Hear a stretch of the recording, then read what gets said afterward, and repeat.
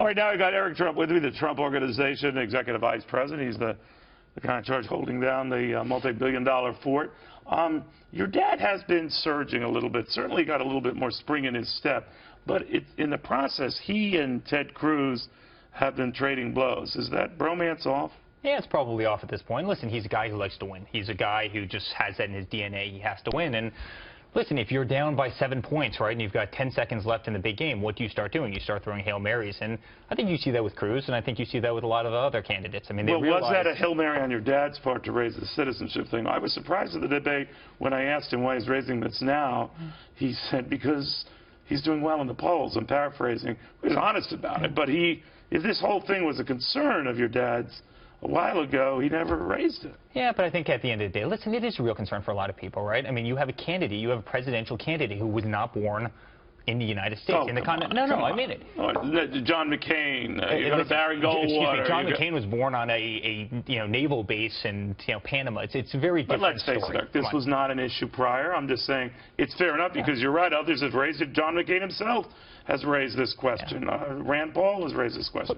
So it's seeding doubts. But was your father's goal with that to just plant some doubts? Was that what this was about? No, I don't think so. I also think, and you've seen this in the last couple of days, it's been contested by a couple of people on the Democratic side. I mean, there was a lawsuit filed about this, and I think my father's a pretty practical guy in life, and he says, listen, this is going to be a vulnerability that the Democrats use against you, right? If you ended up being the candidate, right, this is something that they're going to use against you, and let's at least be transparent about that. And I think that message is right. I mean, so even if you don't fall on the side of, okay, if you're born outside the United States, you can technically be president, and, I mean, even if you fall in that camp, it will be used against whoever that Republican nominee is. Well, maybe you're right. I mean, we can respectfully disagree. But I will ask you about something I think that was a far more defining moment for your dad, and that was his response on the New York question and how specifically he related it to 9/11. Yeah. It stopped a lot of people in their tracks, and the next day, the same mainstream media newspapers that ripped your dad a new one suddenly found him a rallying figure. Do you think that was a seminal moment in the campaign? Yeah, I think so. I mean, listen, he watched the buildings from his office came down. I mean, he was down at, at ground zero. I mean, many of us saw it, and many of us who lived in New York. I mean,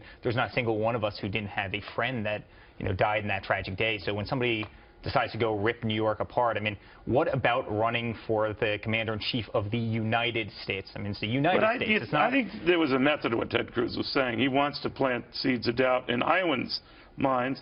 There are other states, southern states, that might have an ill view of New Yorkers, right? You're the commander-in-chief of the United States. You shouldn't be dividing, conquering. I mean, that's just, quite frankly, I thought it was foolish. I just didn't think it was very smart of him to do. I didn't think it was, well-conceived. It sounded like a soundbite that some political strategist had put in his ear, hey, go after Trump because he's from New York. I mean, my father's a great Republican. He's a great man. Where does he get his energy, though? And I don't mean this to I asked your dad that night in the spin room, do you sleep much? He said, 3 or 4 hours, whatever it was.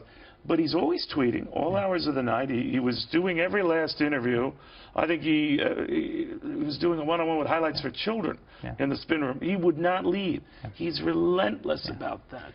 What keeps him going? Well, that's in his DNA. He will work harder as a commander-in-chief than any president in history. I can tell you that. I mean, I'm across the table with him every day. The man doesn't stop. I speak to him at 6 o'clock in the morning. I speak to him at 11 o'clock at night. He's always on the go. Well, if you were president, Eric, would he be, and this came up, you and your brother and sister would be running the company, but he wouldn't be checking on you? You don't think he'd be checking on you? When he has those 6 a.m. calls, what does he do? Yeah, listen, his attention would be 100% on the country. There's just no question about it. That's his baby. It is his baby, but we're also his baby, and he trusts us, emphatically, and we've done a great job, and we've been the company for a long time, and we certainly have it. And, we would encourage that. I mean, he would do such a great job for this country. He would do such an amazing job. What do you think of what they're doing in Britain, right? We're going to raise this later in the show. The Parliament is actually debating whether your dad should never be invited there again, that he is verboten because of the remarks he made on Muslims. Well, once again, I think it's silly to be talking about, another country's politics, overseas, right? It's just not that smart, especially when you're the front runner for the presidency of the United States, and you're one of the greatest allies. Not to mention my father invests, hundreds of millions of dollars, in resorts that we have over there. It's just not very, very smart. And by the way, was he tempted to pull any resorts out? Just so you know, it didn't go anywhere. And, no, it did not. And it did not. And we're going to talk to Robin Leach of all people on this because he thinks the Brits have better things to do.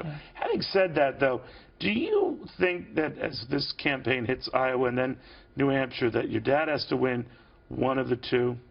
I think he'll win both. I mean, if you want to know the truth, he's been. But if he doesn't, would you been pulling be ahead worried? in Iowa. He's done great in New Hampshire, and he does very well in South Carolina and Well, Nevada. different polls in Iowa, but you're right. He has at least stopped the Cruz surge.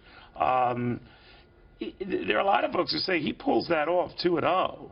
He could be well on his way. Yeah, and I think we are. I mean, I really think we are, and he's going to work tirelessly to do it. And he's a man who does not know how to lose. It's just who he is. It's not his personality to lose. Does he ever give anything back? Does he ever acknowledge, gee, I really went far on that?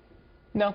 Really? Yeah, I think he's pretty emphatic on his beliefs, and I think he's also one of these guys that stands true to their beliefs. I think a lot of people who go back on their beliefs, either were kind of baited into giving a soundbite, right, or never fully believed in what they were saying to begin with, and he's just not that guy. I mean, he believes in what he says, and he's willing to charge hard. And listen, you saw it the other night. In fact, it was you that asked that famous question the other night, do you take back your comments? And how quickly was the word no out of his mouth? And yeah, he's very comfortable with that. But he seems to have a unique ability, some of his opponents would say annoying skill, to zero in on a personality trait or flaw and overdo it. And they say that's not presidential, to say low energy on Bush and to say the other stuff he said about it. Do you think that's appropriate to say what he said about Ted Cruz? They don't like him. He's hated. Is that appropriate? Do you ever say that? What do you say about Ted, that he wasn't born in the U.S. and a lot of people about the hated problems? stuff? We'll respectfully disagree on the... Yeah, I don't know. Listen, I think in politics, when everybody's a lot of people have said very bad things about him. I mean, who's taken more shots in any political process than Donald Trump? Do you talk that way? I've known you for a few years. I don't ever remember. Hey, listen, I'm also not running for a political But behind party, my back, you raked me over the coals. I beat you up. I beat you up behind your back. I notice with these debates, the whole family tends to be there. Everyone shows up. At least this latest debate. We're proud of him. You took up half the auditorium. All right, so is that by design? Do you like to be there? Because like I say, you have this business to run. Yeah, we love to be there to support him. I mean, I'm proud of him. I think it's a fascinating thing. I'm just so proud of how well he's doing. Listen, I say this all the time. He's been in politics 6 months, and he's winning this race. But at the same time, I love the guy. I love the guy. I wouldn't be there. I mean, where are a lot of these other presidents? I wouldn't be there if I didn't love what he's doing, if I didn't support him, if I didn't think he would be so excellent at this. I mean, he would be such a great commander-in-chief, and I see it. I mean, I interact with him more than anybody. He's an amazing, amazing guy. He's an amazing business guy. He's a practical guy. He's a great negotiator. I mean, he's such an unbelievable guy, and that's why we stand behind him. It would be weird if you said, I hate the guy. I don't like the guy. I think he'd be an awful president. Hey, listen, but you think he has the skill set, You've right? had political candidates in the past where their kids have said exactly that, right? Well, I mean, you're right. There were a couple of Reagan kids. We're not one of them. I mean, I love the guy to death, and he'd be absolutely amazing. And you think if he becomes president and running the business, he won't be second-guessing you or your sister or your brother? He would put his 100% into the country, and we would put our 100% into the company. And he shares your concern about overheated real estate, some of the prices that are popping up in this town. It's getting a little funny. And hey, listen, we had the worst opening 4 days to the beginning of any market. So does he share your concern? Things are getting a little dicey. Yeah, and then you see the president go out there and give this State of the Union on how everything's sunshine, lollipops, and rainbows. It's not. I mean, that's not reflective of the real world. And yeah, he's very concerned. He's absolutely concerned. All right, I'm going to take a leap here, Eric, and put you as a maybe on Hillary Clinton. We'll just see how that goes. Don't put me as a maybe on Hillary Clinton. You know my answer. All right, Eric Trump. And boy, the whole family was out in force. And agree or disagree, this is a family affair, friends.